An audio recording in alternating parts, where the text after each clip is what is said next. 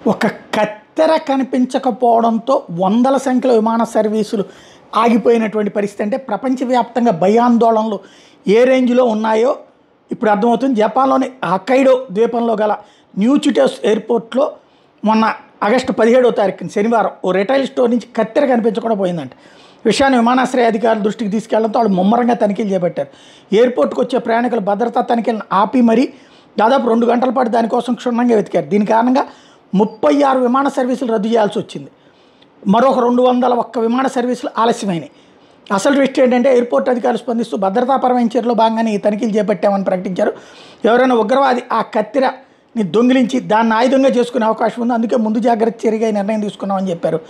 అసలు ట్విస్ట్ ఏంటంటే చివరికి ఆ కత్తెర కనిపించకుండా పోయిన దుకాణంలోనే దొరికిందట. ఆ స్టోర్లో మేనేజ్మెంట్ వ్యవస్థ సరిగ్గా లేకపోవడంతో ఆ ఘటన చోటు చేసుకుందని విమానాశ్రయ అధికారులు తర్వాత చెప్పుకొచ్చారు. అయితే అసలు పాయింట్ ఏంటంటే ఉగ్రవాదుల భయం ఎంతగా వెంటాడుతోంది ప్రపంచాన్ని అనడానికి సాక్ష్యం ఇది.